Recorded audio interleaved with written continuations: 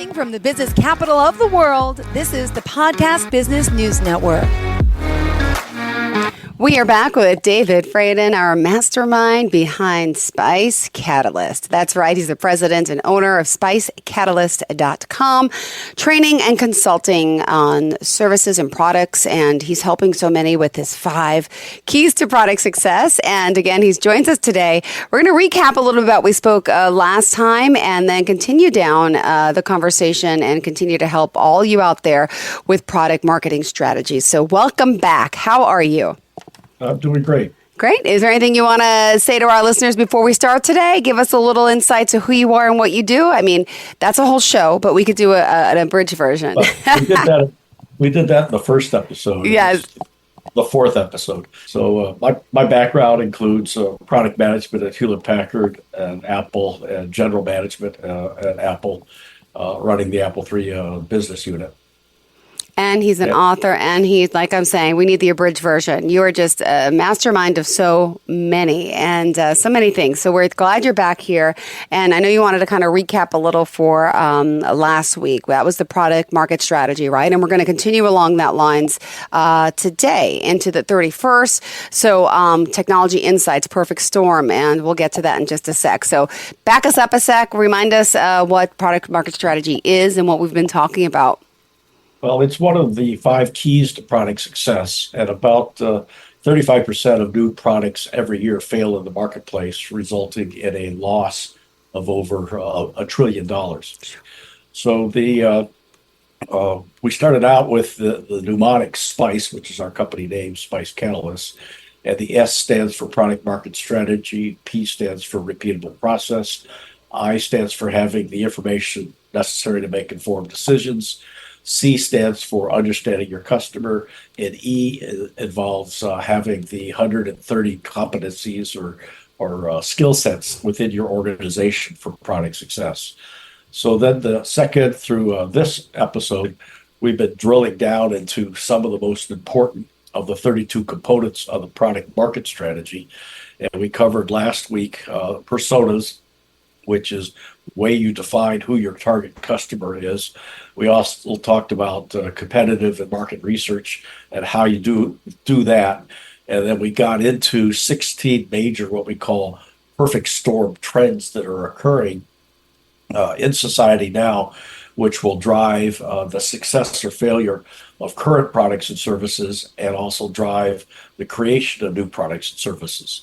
Awesome. So we talked about climate change, autonomous vehicles, food innovations, pandemics, digital twins, big data, augmented and virtual reality, gene splicing, 3D printing, and then we're going to cover the last 7, starting with artificial intelligence. Billions of dollars are now being spent on artificial intelligence development. I use a little program called Perplexity, where if I have a question, instead of Googling Google to ask a question, and then sorting my way through multiple responses from Google to find the right one, I use Perplexity, which goes through not only Google, but several other search engines, summarizes them, and gives me links to the source material. So that if it's that way, I can tell whether or not they're quoting reputable information sources and giving me an answer to my question. I tried it out with my name, and it came back and said that I'm a prominent influencer in the area of product management. That I liked. And then I also Googled the former Apple II product manager, and he came back and said he went to MIT. He doesn't have a college degree. It said he worked at a couple of companies that he never worked at. So obviously, the Bing search engine, or Bing artificial intelligence from Microsoft, this would be about 6 months ago, is not very accurate. And one of the scary things about artificial intelligence is that Meta is using that to train their artificial intelligence on the stuff that we post on Facebook and the stuff that we post on another one of their properties called Instagram. So that will add new meaning to that term, garbage in, garbage out. The next issue up is changing birth rates and the aging population. Japan, for example, doesn't have enough young people to take care of their growing overpopulation. There's a whole squeeze generation that are taking care of children at home, plus their elderly parents. So all sorts of new products and services will begin to pop up there. The next one is the digital transformation, and that is as we move from mechanical or chemical ways of doing things into electronic ways of doing things. There are things that can be transformed digitally and done more efficiently and effectively. And we'll talk more about that next week. Then there's the Internet of Things, marketing automation, innovations in technology and platforms. In fact, there's so much innovation going on there in the artificial intelligence area.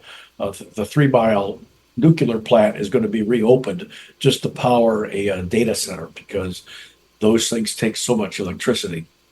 And lastly, robotics, which might lean back into helping us out in the with the aging population. Got it.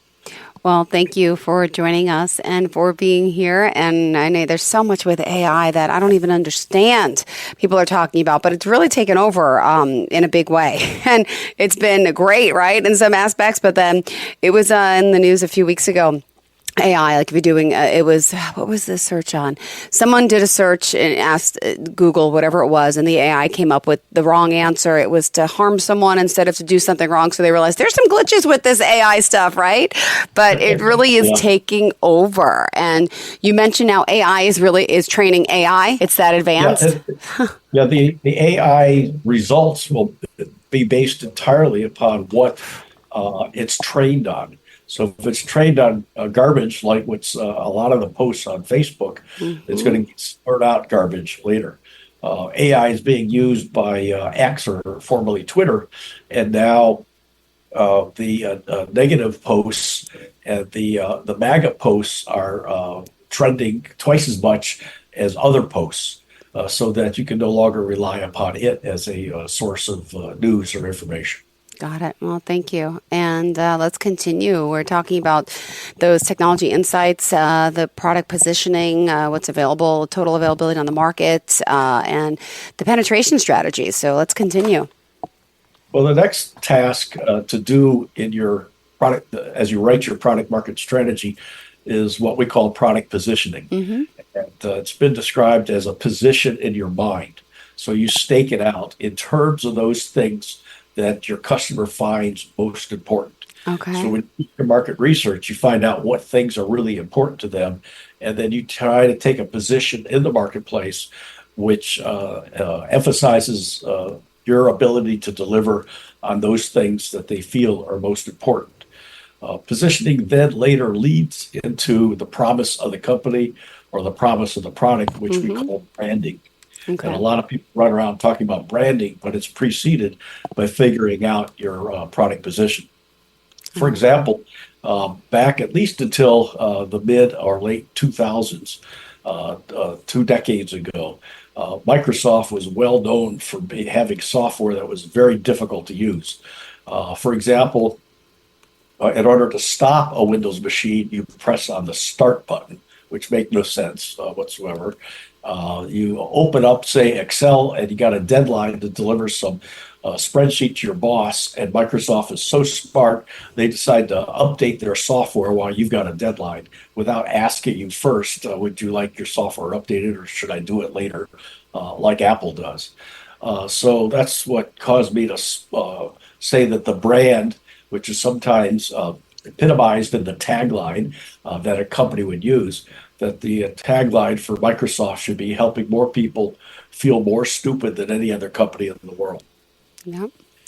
And then the contrast to that, through those days and even continuing today, is the Apple brand, and that is it just works. You just use it and it just works. So that's where product positioning comes in, is to help define for the customer in their mind those things that they find to be most important. Got it. And then from there, you talk about the total available market, right? Yeah, the market is the overall place where people go to buy things, like grocery stores. But isn't it all online now? It could be online or physically. Yeah. And so you may not be able to reach all of those grocery stores with your product. So your total available market might be grocery stores with sales over $1 million a month or something like that. So what you're essentially doing is rolling up the personas that you've identified, the overall market, and you've segmented your market into common segments. And that results in identifying the total available market, which helps you then pick the target that you're going to go after with your product and with your marketing. Got it. And also from here, after, you do all this marketing, the branding behind it all, and, what's the roll-up all about? Because you got to figure out who can be reached, the target audience, I would say, is kind of how you do it. And how do you have market strategy meetings? How do you find that niche, that market for whatever product it is that you're trying to sell?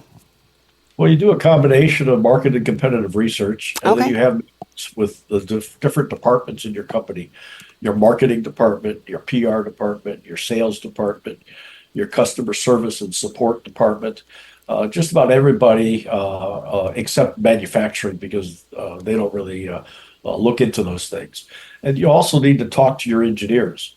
For example, when I took over the Apple III product line, the marketing people, most of them were MBAs from like Harvard and Stanford and MIT, were confused as to what the product is and who the product is for. But I went downstairs to the engineering department and talked to Jeff Raskin, who was one of the chief architects for the Apple III, and he was also the chief architect for the Macintosh until Steve Jobs took over the product line and asked him to go do something else. And I said, Jeff, who did you make this computer for? And he described exactly what the target market was. And that was offices and small and medium businesses, even though the concept of small and medium businesses for a marketplace was not yet defined until maybe 10 years later by the market research firms.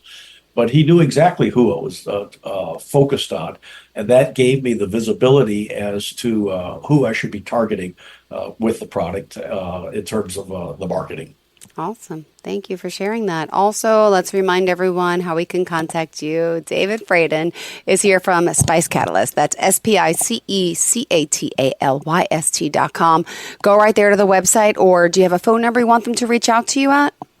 They can find my phone number on my website and also my email address, and they can connect with me on LinkedIn.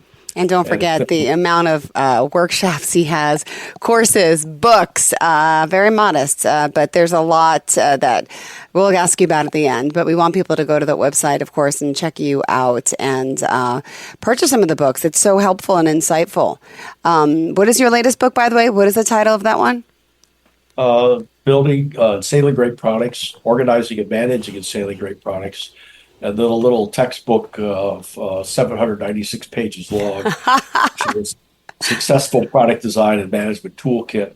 And it's used in executive MBA courses in a couple of prominent universities in India right now. And probably several thousand people have gone through this 6 or 7 month course using my book as their textbook. Impressive. All right. What about now penetrating the market? Let's talk about that. Well, first thing you got to decide in terms of penetrating the market is, what is your objective? Is it you want to go after market share? Do you want to go after profits? Do you want to go after return on investment? So you have to have that clearly defined and have everybody agree with that. Because, for example, if you're going after market share, you might as well just give your product away for free and you get a very large, close to 100% of the market, but you won't make much money. But if you go out there just for profit, like Apple's focus on their terms of their products is on profitability, while Samsung, for example, focuses on market share. And that's why the Samsung Android phones are less expensive generally than the Apple phones.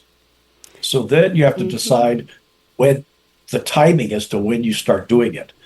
Back in the 2003, I was given credit for inventing advertising on cell phones by RCN magazine, which covered the telecommunications industry at the time. But I went and gave a presentation to angel investors up in Napa County, and in the audience was a guy that started the Whole Earth catalog many years earlier in Berkeley. he was a leading environmentalist, and he stood up and he says, I don't want advertising on my cell phone. And I'm sitting there and I bit my tongue because it's not up to him to decide whether or not he wants advertising.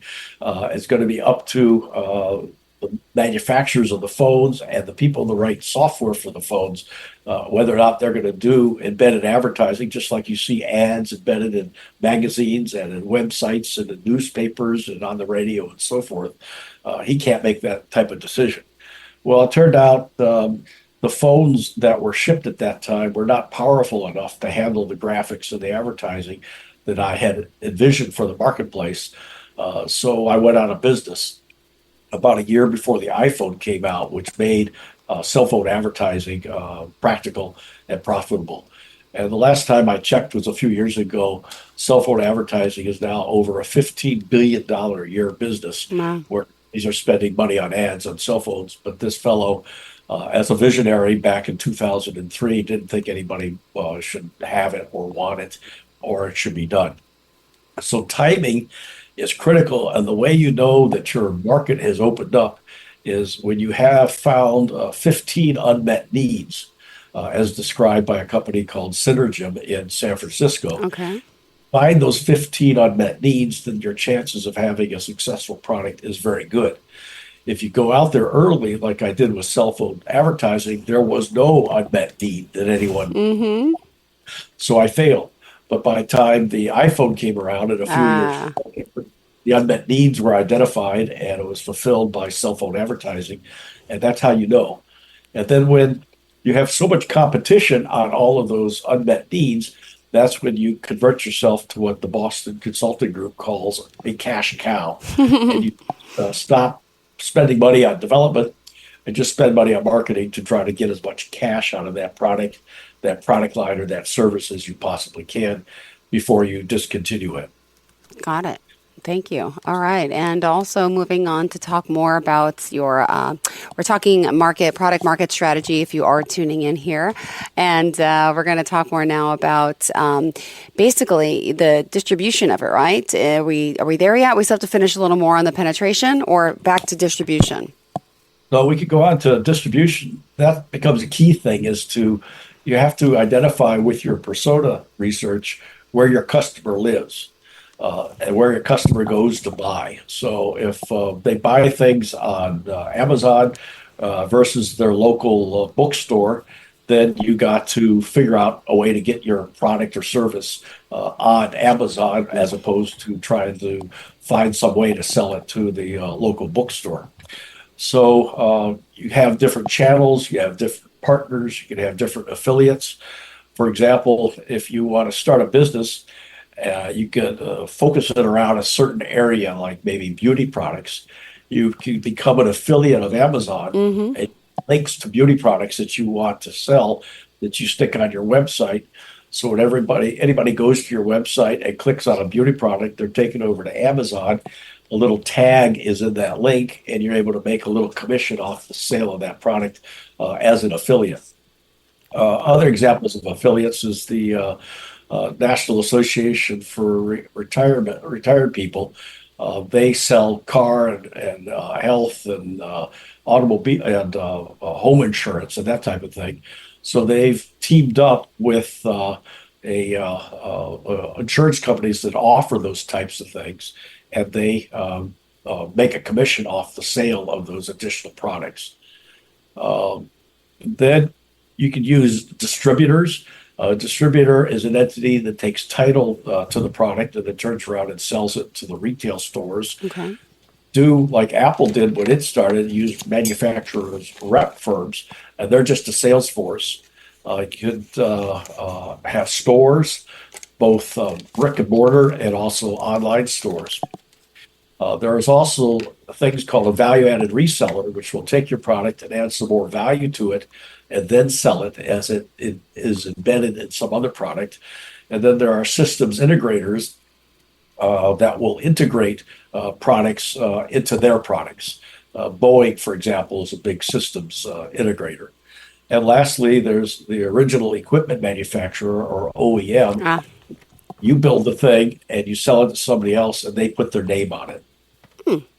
You also need to take into account the importance of consultants and influencers, and you need to let them know about your product and service because they are the ones that are consulting with your target customers, and they can then recommend your product for purchase. And likewise, industry groups and associations that you can affiliate with. Like California, there's a solar power association of all the solar power installers. So you can reach customers through those types of organizations. And then lastly is direct sales. But you got to keep in mind the cost of putting a salesperson on the street to sell your product is very, very high. So you need to have a pretty profitable product so you can pay a commission and pay the salary and the travel costs and also be able to make a profit. All right. And then, wow, we're done for today as far as, what we're supposed to cover, but there's still more to talk about with the work you're doing. And for those out there who are just tuning in, we're urging you to go to spicecatalyst.com. That's David's website. Do you want to talk about, how people can get this type of training and what it's like? Is it one-on-one? Is it through workshops? Could you share a little bit how you're working with businesses and individuals here? Yeah, we offer direct workshops where we'll come out to your place and deliver the class. The class can last anywhere from 1 day to 3 days, depending upon the topic. And it covers in detail all of the things that we're talking about in this podcast, the previous ones and the ones coming up. In terms of the product market strategy, repeatable processes, getting information, understanding your customer, innovation, design thinking, and providing training in all of those 130 skill sets you need for customer success. Wow. And it's also available on demand through Udemy, and links to those courses are available off the Spice Catalyst website. And then, especially since COVID, we can deliver it over the internet to a group of people. Got it. And, as far as, all the work that you've done, clearly you've done so much and you're here still helping people. What's next for you? I mean, is it another book? Do you get to relax and take some time off, like with Maui behind you? Yeah, I do that. And I've just finished up another book. It's in a different genre of biography and humor. And it's called Letters from My Jaime. My dad's name was Hyman, and he sometimes went by the nickname of Jaime. And a cousin of mine somehow got a hold of letters that he had written home during World War II, which are quite funny. So it's a little bit of history going from where my grandfather immigrated from Ukraine in 1914 all the way through the 1970s, in the words of my father, who was a very good writer. Was a good humorous writer, but he became a plumber. So he always wanted to be published, so I'm publishing his letters called Letters from My Jaime. And then my last book before I quit is called Trippin'. It's Life's Little Laughs, and unauthorized autobiography. Well, we are excited that you're here joining us. It's an honor to have you here on this podcast. And speaking of podcasts, don't you have your own as well? Yeah, I have a Product Success Issues, and which is a 10-part series where I interview vice presidents of product management at major corporations like Pitney Bowes and others around the world. And you can find links to those podcasts on my website also. Amazing. Well, we're excited that you're here joining us and excited to have you back. We're on board for another episode. That's next week, November 7th, right? Correct. Yeah, that is. All right. And we're going to continue down the journey in our line here of you helping people here with product success. And that's what it's all about. So we appreciate your time here and grateful that you're joining us. So spicecatalyst.com. How else can we reach out to you? You can go to my website, find all my contact information. And in fact, if people that are watching this want me to answer some questions, feel free to send me the questions at dave@spicecatalyst.com. And the last episode or two of this 10-part series will answer those questions. Awesome. Thanks so much. You have a fantastic day. Pleasure having you here and enjoy the rest of the day. What's the temperature where you are in California? It's chilly. It's 62 degrees. Oh my goodness. I thought I was like comparing to you. Before we started the show, I told Dave it's like 80 degrees here in New York today, which is great for the trick-or-treaters, but I still thought you were hotter than us. All right, well, it's not going to be much longer, so we'll enjoy it while we can, and we'll switch back to getting that chillier fall weather soon, but thanks for sending over some heat. We appreciate it. You're welcome. Have a great day, David. Thank you. Bye-bye. Bye-bye.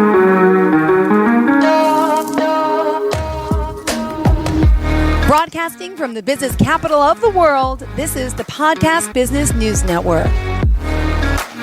This is you over 30 years ago. Are we there yet? Are we there yet? And this is your mom when you drive her back from therapy. Are we there yet? Are we there yet? Are we there yet? Roles change without us noticing, and in your new role, we help you help. AARP gives you the information to help care for your mom so that you can have patience with her, just like she did with you. Visit aarp.org/caregiving or call 1-877-333-5885 to get practical health and wellness tips to provide even better care for your loved one. Are we there yet? Remember, visit aarp.org/caregiving. AARP, we help you help. A public service announcement brought to you by AARP and the Ad Council.